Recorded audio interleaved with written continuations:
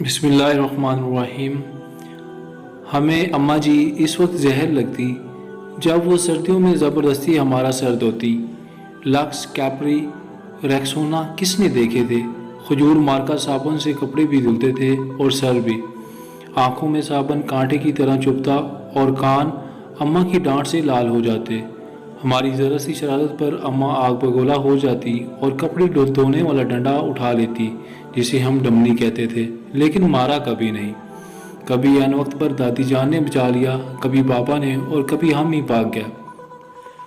گاؤں کی رونقوں سے دور عین فصلوں کے بیچ ہمارا ڈیرا تھا۔ ڈیرے سے ڈنڈی پکڑ کر گاؤں جانا اماں کا سب سے بڑا شاپنگ ٹور ہوا کرتا تھا، اور اس ٹور سے محروم رہ جانا ہماری سب سے بڑی بدقسمتی۔ اگر کبھی اماں اکیلے گاؤں چلی جاتی تو واپسی پر ہمیں مرنڈے سے بہلانے کی کوشش کرتی۔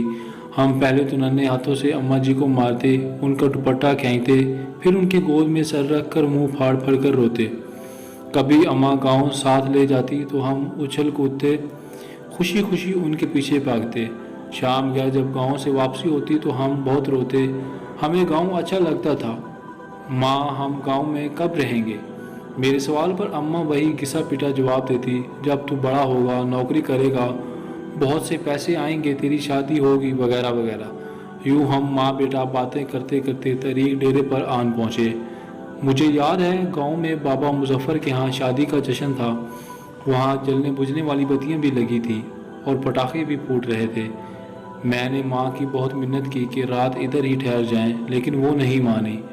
جب میں ماں جی کے پیچھے روتا روتا گاؤں سے واپس آ رہا تھا تو نیت میں فطور آ گیا اور چپکے سے واپس گاؤں لوٹ گیا۔ شام کا وقت تھا، ماں کو بہت دیر بعد میری گمشدگی کا احساس ہوا۔ وہ پاگلوں کی طرح رات کے اندھیرے میں کھیتوں میں آوازیں لگاتی اور ڈیرے سے لے کر گاؤں تک ہر کونے میں لالٹین لٹکا کر جھانکتی رہتی۔ رات گیا جب میں شادی والے گھر سے بازیاب ہوا تو وہ شیرنی کی طرح مجھ پر حملہ آور ہوئیں۔ اس رات اگر گاؤں کی عورتیں مجھے نہ بچاتی تو اماں مجھے مار ہی ڈالتی۔ ایک بار ابو جی اپنے پیر دادا کو ملنے سرگودا گیا ہوئے تھے۔ میں اس وقت 6-7 سال کا تھا۔ مجھے شدید بخار تھا۔ اماں جی نے مجھے گرم چادر میں لپیٹ کر کندھے پر اٹھایا اور کھیتوں سے گزرتی 3 کلومیٹر دور گاؤں کے اڈے پر ڈاکٹر کو دکھانے لے گئی۔ واپسی پر ایک خالے کو پھلانگتے ہوئے وہ کھیت میں گر گئی، لیکن مجھے بچا لیا۔ انہیں شاید گھٹنے پر چوٹ آئی۔ ان کے منہ سے میرے لیے حسبی اللہ نکلا۔ یہ واقعہ میری زندگی کی سب سے پرانی یادداشتوں میں سے ایک ہے۔ یقیناً وہ بڑی ہمت والی خاتون تھی اور آخری سانس تک محنت مشقت کی چکی پیستی رہیں۔ پھر جانے کب میں بڑا ہو گیا اور اماں سے بہت دور چلا گیا۔ سال بھر بعد جب گھر آتا تو ماں گلے لگا کر خوب روتی، لیکن میں سب کے سامنے ہنستا رہتا۔ پھر رات کو جب سب سو جاتے تو چپکے سے ماں کے ساتھ جا کر لیٹ جاتا اور اس کی چادر میں منہ چھپا کر خوب روتا۔ ماں کھیت میں چارہ کاٹتی اور بہت بھاری پنڈ سر پر اٹھا کر ٹوکے کے سامنے آن پھینکتی۔ کبھی کبھی خود ہی ٹوکے میں چارہ ڈالتی اور خود ہی ٹوکا چلاتی۔ جب میں گھر ہوتا تو مقدور پر ان کا ہاتھ بٹاتا۔ جب میں ٹوکا چلاتے چلاتے تھک جاتا تو وہ سرگوشی میں پوچھتی، بات کروں تمہاری فلاں گھر میں؟ وہ جانتی تھی کہ میں پیدائشی عاشق ہوں اور ایسی باتوں سے میری بیٹری فل چارج ہو جاتی ہے۔ پھر ہم نے گاؤں میں گھر بنا لیا اور ماں نے اپنی پسند سے میری شادی کر دی۔ میں فیملی لے کر شہر چلا آیا اور ماں نے گاؤں میں ہی اپنی دنیا بسا لی۔ وہ میرے پہلے بیٹے کی پیدائش پر شہر بھی آئیں۔ میں نے انہیں سمندر کی سیر بھی کرائی۔